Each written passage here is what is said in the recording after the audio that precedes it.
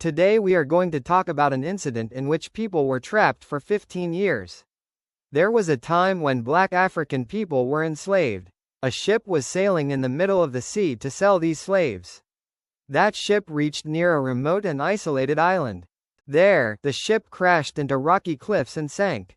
In this accident, only 122 sailors and 60 slaves survived. The 122 sailors built a new ship after 3 months and returned home. But these 60 slaves remained stranded on this tiny island for 15 years. Just imagine, there were no trees, no plants, no water, and no food. After 15 years of harsh struggle, only 7 women and 1 tiny child survived. It will give you goosebumps to hear how these people managed to stay alive and fight through this entire ordeal. Before we start the video, make sure to subscribe to the channel. The subscribe button is free for you, but it helps us a lot. Now, let's start the video. Back then, traders would secretly and illegally capture people and sell them as slaves. These slaves were made to work hard in palaces, on farms, and aboard ships, generating huge profits for their owners. The traders would also exploit them in other ways to make even more money.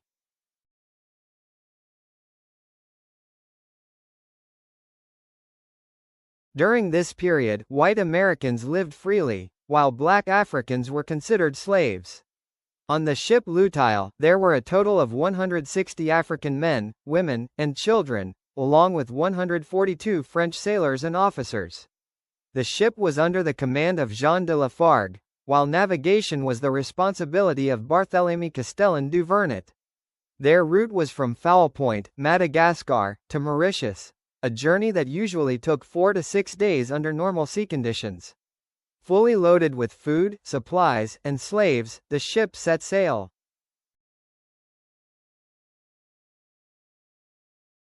Before reaching Mauritius, there was a small, uninhabited island called Tromelin Island, located about 570 kilometers from Foul Point, Madagascar. On the night of July 31, 1761, during a violent storm, Untold struck the reefs near this island. The ship, heavily loaded, quickly took on water and sank. Many African slaves, locked in the lower decks, could not escape and drowned because they were trapped in the densest, lowest parts of the ship. Some slaves, however, managed to survive.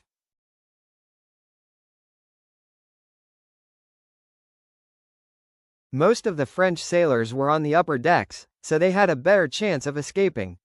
The fortunate survivors clung to broken planks, barrels, and pieces of wood, battling the violent waves as they floated toward the island. In the end, 122 French sailors and 60 African slaves reached the shore safely. The surviving sailors instructed the 60 African slaves to salvage any useful items from the wreck and bring them to the shore. Despite dangerous waves and marine predators, the slaves showed remarkable courage, transporting as much as they could to the island within 2 hours. Tromelin Island was a small, flat, and desolate piece of land, roughly 1.7 kilometers long, 700 meters wide, and barely elevated above sea level. Vegetation was sparse, and fresh water was nearly non-existent. For the survivors, this island became more than just a shelter. It was a place where they had to depend entirely on salvaged supplies and their own efforts to survive.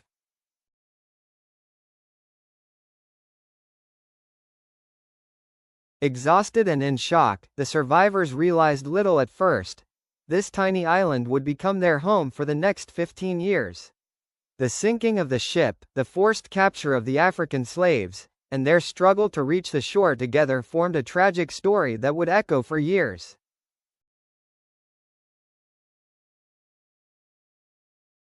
Now the real story begins. After the terrifying night at sea, the first rays of the sun fell upon this small, deserted island. The 122 French sailors and 60 African slaves lay on the sand, exhausted, hungry, and thirsty, their bodies crusted with layers of salt from the sea. Their ordeal had only just begun.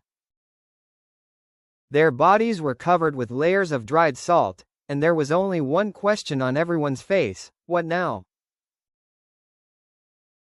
Whatever little supplies they managed to save became their only hope. There was some dried meat, flour, bread, alcohol, and a small amount of water. But for so many people, this ration would barely last 10 days. The captain ordered that each person would receive food only once a day, and in very limited quantity. The first 2 days somehow passed, but on the third day, the real crisis began. Water was almost finished. All around them was nothing but the vast sea and dry sand. Tormented by thirst, many people began drinking seawater, but this only worsened their condition. At that moment, some African slaves, who were experienced in surviving harsh conditions, came up with an idea. They began digging into the sandy ground of the island. After hours of hard labor, they found damp soil, and soon a stream of fresh water began to flow. Though this water originally came from the sea, it had been filtered through layers of sand, making it drinkable. Hope returned to their faces, and life slowly began to stabilize. Still, one question remained: would anyone come to rescue them? The captain decided that they would have to find a way out themselves. It was decided that a new ship would be built from the remains of the wrecked Lutile, so that some people could go and bring help. Using broken planks, ropes, and barrels, after 2 months of exhausting labor, a new ship was finally built. Not a single African slave was allowed on this ship. Only the surviving French officers and sailors boarded it. As the ship prepared to depart, everyone looked toward the sky and prayed for the journey's success. The captain promised the 60 African slaves, "We will return. We will take you away from here." The ship, named Providence, sailed away, but the journey was brutal. The sea was violent, waves were towering, and the ship was repeatedly caught in storms. After struggling for 4 days, they reached the coast of Madagascar. However, before arriving, several sailors died at sea. Their bodies were committed to the ocean. The survivors finally reached land and informed the governor about the entire tragedy: how Lutile sank, how they built a new ship, and how 60 African slaves were still stranded on the deserted island. They pleaded for help, but the governor angrily refused. He said the entire mission was illegal. They had been transporting slaves unlawfully. He claimed he had no ships to spare and that the region was already affected by war. The ship that had carried hope, Providence, was now helplessly abandoned. Those responsible for rescue chose silence. Back on the island, the 60 African slaves continued to look toward the sea every single day, hoping a ship would appear. They arranged stones on the shore to spell "help," lit signal fires, and gazed at the horizon, but no help came. The people who had sailed away never returned. Now the slaves understood a painful truth: they would have to fight for their lives on their own.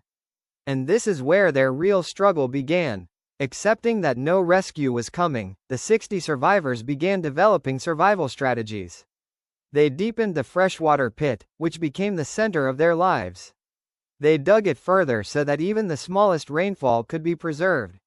Wood was extremely scarce. Some remained near the shipwreck, but reaching it was dangerous. Despite this, they dug into the sand and built small sand houses and shelter-like structures. They covered sand walls with cloth and fabric from the wreckage to create protection. For food, they initially relied on small turtles and seabirds. To catch larger fish, they devised clever methods: stone traps and nets built where waves crashed ashore. To attract fish, they used turtle meat and blood as bait. Fish became their primary source of food. Conserving water became their highest priority. Covering the pit, storing water in small containers, and using it carefully became daily routine, a rule of life. Every morning and evening, one person stood guard to watch for ships. Responsibilities were divided: some managed water, some cooked, some fished, and others cared for the elderly. This discipline gave them strength, unity, and purpose. Within 3 weeks, fueled by hope and courage, they built a small boat from leftover wood and wreckage. 20 people sailed toward Madagascar, promising those left behind, "We will return. Wait for us." But they never returned. No one knows which storm swallowed them or where they were lost. Time passed. Months turned into years. For 3 years, the remaining people waited. During this time, many died due to illness, hunger, and weakness. Those who survived poured all their remaining strength into maintaining shelters, water pits, and fish traps. They buried their dead in the sand, marking the graves with small stones to honor their memory. Over time, they became a small, self-sustaining society, completely dependent on one another. Meanwhile, some French officials continued trying to seek help. One man repeatedly sent letters and messages over many years. Finally, after 11 years, one such letter reached the governor of Madagascar. After reading the painful truth, the governor ordered a rescue mission. A ship approached the island, but dangerous underwater reefs surrounded it. Fearing another disaster like Lutile, the captain turned back, promising to try again the following year. Hope was shattered once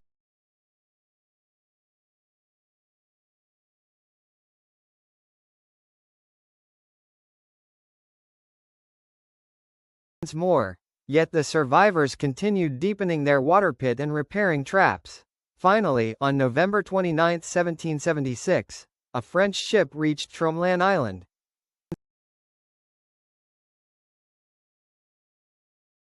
When the rescuers stepped ashore, they were stunned. Where once 60 people had lived, only 7 women and 1 small child remained alive. The women stood between their sand shelters, holding old utensils. Nearby was the water pit, the foundation of their survival. On the shore lay stone traps, dried fish, and handmade tools, silent witnesses to 15 years of suffering. As the women and child boarded the ship, tears filled everyone's eyes. Words failed to describe the moment. They were taken to Mauritius, where the governor ensured their freedom and safety. The child was given a name and raised with care. The women were protected and supported. But what had been lost, lives, families, dreams, could never be returned. Thank you, friends, for watching this video till the end. If you liked it, please share it with your friends and don't forget to subscribe to the channel. We'll meet again with another story like this. Until then, goodbye, and heartfelt thanks.